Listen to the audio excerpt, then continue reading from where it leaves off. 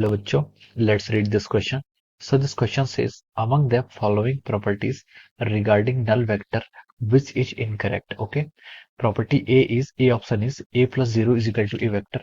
B option is lambda 0 is equal to lambda. C option is 0 A into 0. D opशन is A minus A is equal to 0. Okay, तो चलिए बच्चों अब हम इस question को start करते हैं। तो देखिए बच्चों, इस क्वेश्चन का जो आपका की कॉन्सेप्ट है, ये क्वेश्चन आपका क्या है, वेक्टर्स की बेसिक प्रॉपर्टीज पर बेस्ड है। This question is based upon the property of the null vector. ये क्या बेसिकली आपका नल वेक्टर की प्रॉपर्टी पर बेस्ड है। ठीक है, नल वेक्टर। ठीक है, तो देखिए नल वेक्टर क्या होता है। नल वेक्टर आपका देखिए वो वेक्टर्स होता है जिसका मैग्नीट्यूड कितना होता है, जीरो होता है।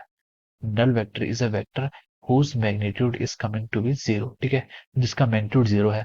और अगर मैग्नीट्यूड ही जीरो होगा तो हम बोल सकते हैं उसकी कोई डायरेक्शन भी नहीं होगी। ठीक है, डायरेक्शन को हम क्या लिख सकते हैं, नॉट स्पेसिफाइड। ओके, एक नल वेक्टर क्या होता है, ऐसा वेक्टर होता है जिसका मैग्नीट्यूड जीरो है।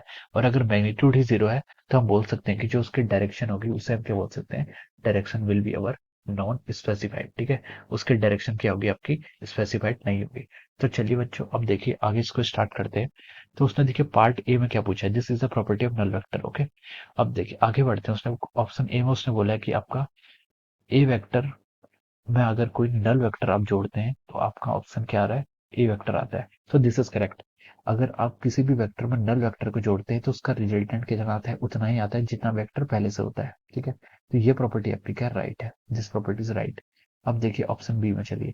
ऑप्शन बी बोला कि अगर लैम्डा इंटू जीरो वेक्टर करेंगे तो आपका लैम्डा आना चाहिए। ठीक है, यानी कि लैम्डा इंटू जीरो वेक्टर यानी कि नल वेक्टर आपका लैम्डा के इक्वल आना चाहिए। ये प्रॉपर्टी आपकी क्या हो जाएगी, गलत हो जाएगी।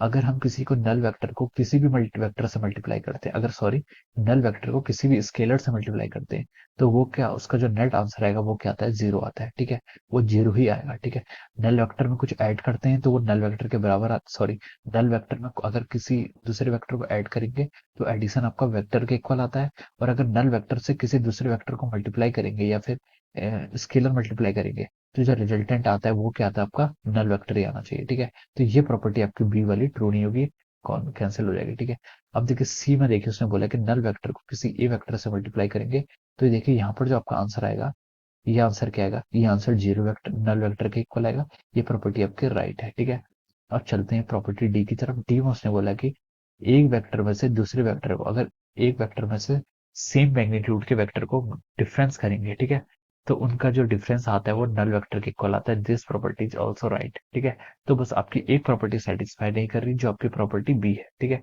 तो हम लिख सकते हैं कि property B is not satisfy, बाकी सारी प्रॉपर्टी क्या करेक्ट है, प्रॉपर्टी बी आपकी इनकरेक्ट है। तो क्वेश्चन में आपसे ये पूछा था कि write following property regarding null vector which is incorrect, तो आपकी जो बी वाली प्रॉपर्टी वो क्या इनकरेक्ट है। ठीक है, बी वाली प्रॉपर्टी आपकी इनकरेक्ट है, तो B is the right option. ठीक है, तो हम लिख सकते हैं कि answer of this question is answer of question, इस क्वेश्चन का जो आपका आंसर होगा, answer of question is B option. ठीक है, बी ऑप्शन जो है वो उसका क्या होगा, राइट ऑप्शन होगा। ठीक है, तो इस तरीके से हम इसको बता सकते हैं। Okay, so I hope you all understood this concept. All the best and thank you so much.